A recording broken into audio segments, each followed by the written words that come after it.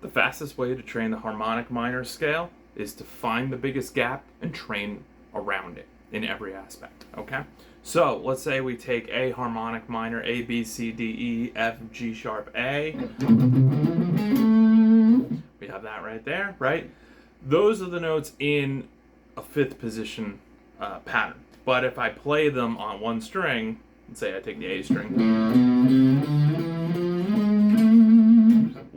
the thing from the fifth note to the sixth note is a half step. They're right next to each other. But the sixth note to that raised 7 is an interval known as an augmented second. It's actually 3 half steps, F to a G sharp. And that is where the physical challenge lies, because either we shift to there and then we have to shift out of it, or we stretch, something along those, right, or put the A over there. So what I often do, and harmonic minor was something that I played a lot, especially when I first learned it many years ago, is I trained around that big gap from the sixth note to the raised 7. So I would say start with something like this. So here's E, F, and G sharp. And you can see F is on the 6th fret, G sharp is on the 9th. So there's my 3 fret gap right there. So I would start doing things like this.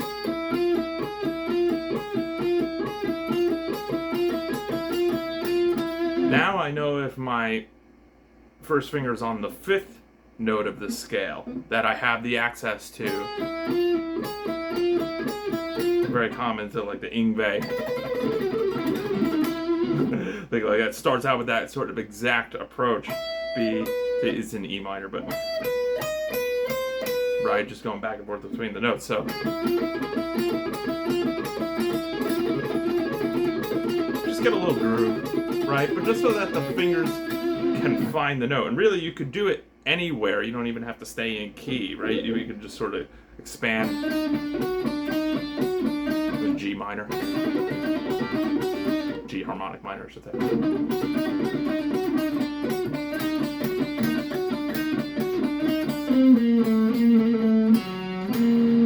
we go.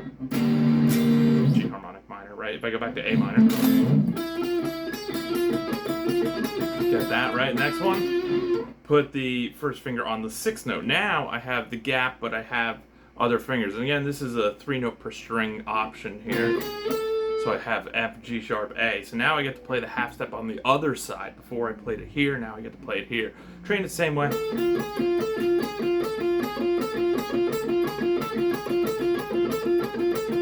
And I like to go back and forth.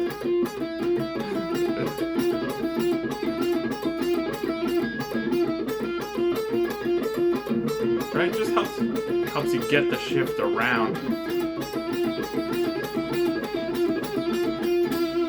By far the toughest now is where the gap is in between the fingers, but especially that's for something like 4 notes per string. If we stick with 3 notes per string, the last one is to put the first finger on that raised 7. Now it's a very simple 1, 2, 4 pattern in a position, so I get to play G sharp, A, and B. Super easy.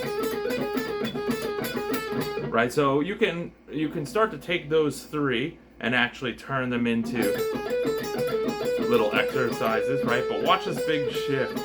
I get to contract the finger, put the A, and now I have that. So start by sort of, if you want to go perpetual, as in the notes keep moving, you're welcome to, but you could even start like this.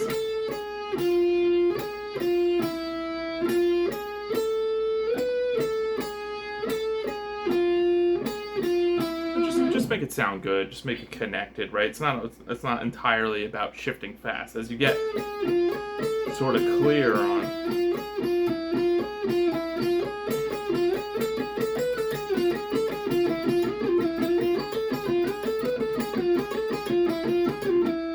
right, so now you're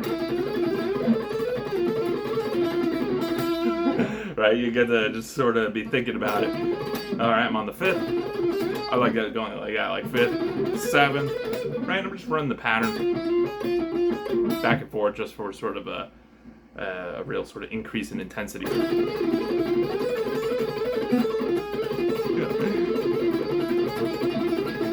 And then the left hand just has to play along.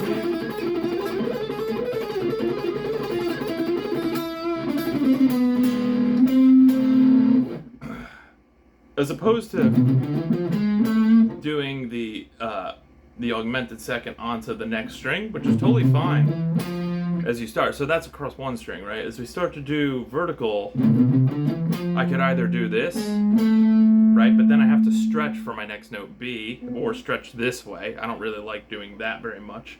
Certainly can, right? Or like this, right? Then I'm like B, C, D, E, F, and now since I've already trained how to get the augmented second from for the first finger on the 5th, the 6th, or the raised 7th, it's quite easy. So now, and then just go to the next string for the A, and if you wanted to just keep 3 notes per string,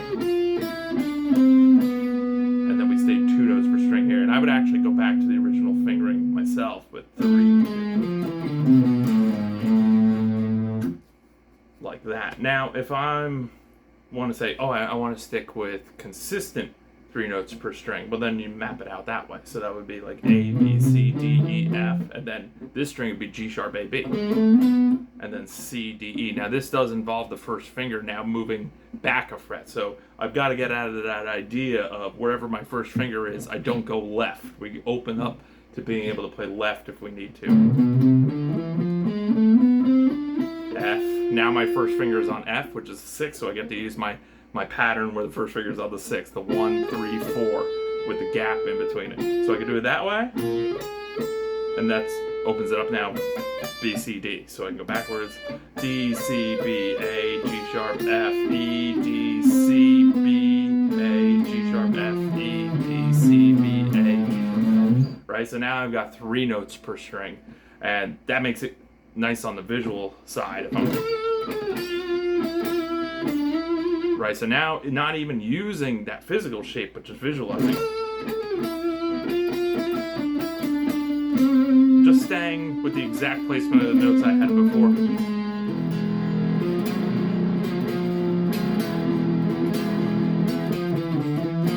But using the fingers freely. And if you don't want to just go in scales, then you could start skipping around a little. And you'll start outlining chords.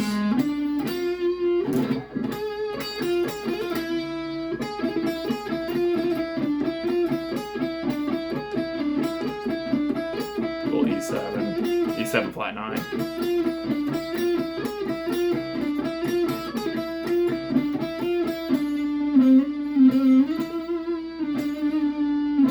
Now knowing where that raised 7 is at any given time, in terms of what fret it's on, will always give you the harmonic minor sound. You won't have it until you play that raised 7. Even if you play the 6, like you could still natural minor by playing the G natural. You want the harmonic minor, you got to play the raised 7. So, of course, know where the notes are.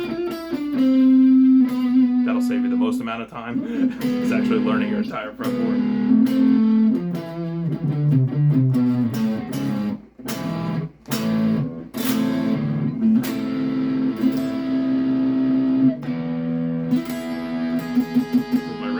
Harmonic minor using 5 chord.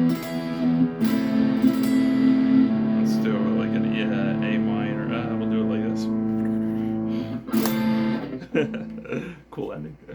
Okay, so that should take care of how to speed through your learning of harmonic minor. If that helps, leave a like, leave a comment, all that kind of stuff.